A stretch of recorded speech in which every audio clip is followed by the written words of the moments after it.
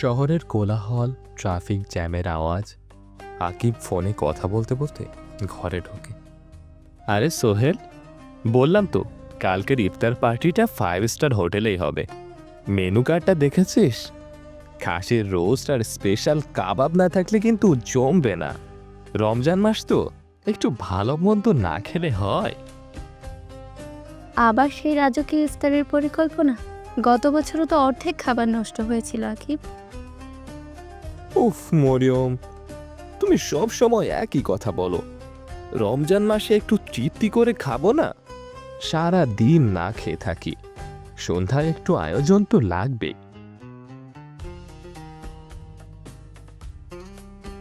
তৃপ্তিটা কি পেটে রাকিব, নাকি আত্মার? রাতের বেলার শান্ত পরিবেশ। আকিব ব্যালকনিতে দাঁড়িয়ে আছে। দাদা ভাই পাশে এসে দাঁড়ালেন। দাদা ভাই, আপনি কি আমাকে কৃপণতা করতে বলছেন? একদম না দাদু ভাই, তবে রমজান আমাদের শিখাতে আসে সংযম। আমরা সারা বছর যা করি, এই 1 মাস তার থেকে একটু আলাদা হওয়ার কথা। আল্লাহ আমাদের উপবাস করান কেন জানো? শুধু পেটে খিদে রাখার জন্য নয়। তাহলে কেন? যাতে আমরা বুঝতে পারি ওই মানুষগুলোর কষ্ট, যারা বছরের বাকি 11 মাস অনাহারে থাকে। তুমি যদি 5 স্টার হোটেলে 1000 টাকার খাবার নষ্ট করো, তবে সেই খিদের অনুভূতিটা কি আদৌ তোমার হৃদয়ে পৌঁছাবে? রমজানের প্রথম শিক্ষা হলো সহমর্মিতা। পরদিন বিকেল, আকিব তার অফিসের পাশেই একটি বস্তি এলাকার মধ্য দিয়ে যাচ্ছিল। সেখানে সে রহিম চাচাকে দেখতে পায়। রহিম চাচা, আজ ইফতারে কি খাবেন? এই নিন কিছু টাকা। থাক বাবা, টাকা লাগবে না। আজ 1 গ্লাস পানি আর একটু লবণ দিয়ে ইফতার করব ইনশাআল্লাহ। শরীরটা ভালো না, তাই বেশি কিছু জোগাড় করতে পারিনি, তবে মনটা খুব শান্তি। শুধু পানি আর লবণ? কিন্তু কেন? আপনার কি কষ্ট হচ্ছে না?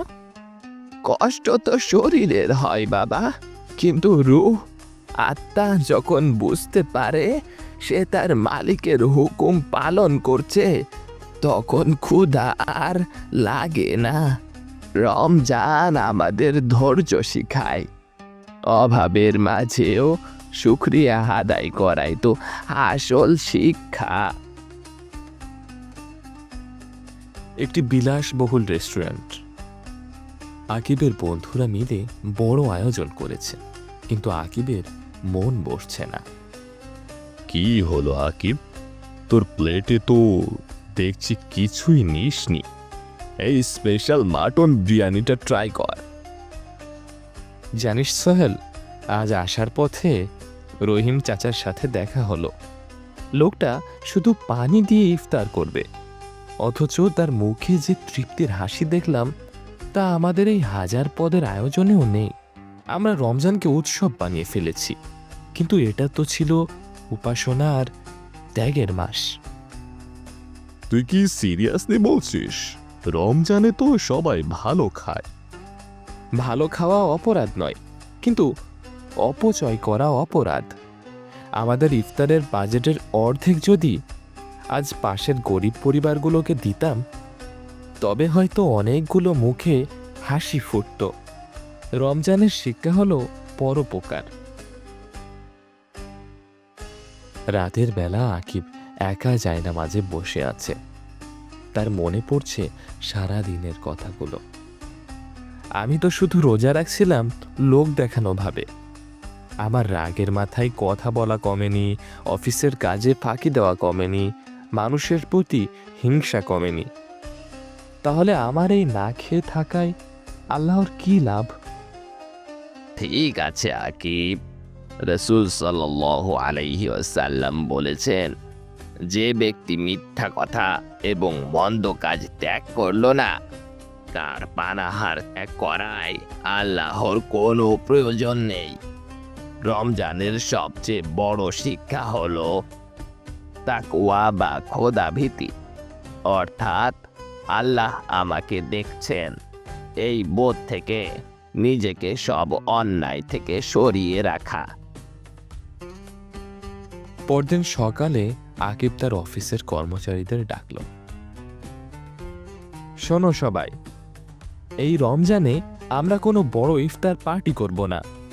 পরিবর্তে সেই টাকা দিয়ে আমরা আমাদের অফিসের পিয়ন, দারোয়ান এবং পাশের এলাকার দরিদ্রদের জন্য পুরো মাসের রেশনের ব্যবস্থা করব।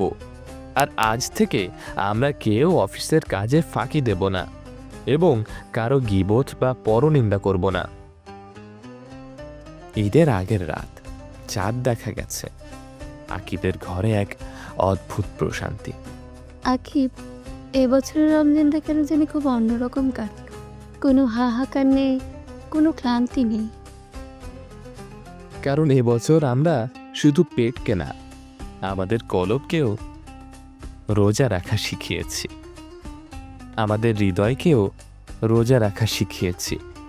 আমরা শিখেছি কিভাবে অল্পতে সন্তুষ্ট থাকতে হয়, কিভাবে অন্যকে সাহায্য করতে হয়। এটাই ছিল রমজানের আসল উপহার। রমজান শেষ হয়ে যাচ্ছে মানে এই নয় যে শিক্ষাগুলো শেষ। রমজান আমাদের ট্রেনিং দিয়ে গেল, যাতে বাকি 11 মাস আমরা এই সংযম আর সততা বজায় রাখতে পারি। আকিব আকাশের চাঁদের দিকে তাকিয়ে মুচকি হাসে। নেপথ্যে আজানের শব্দ ও খুশির আবহ।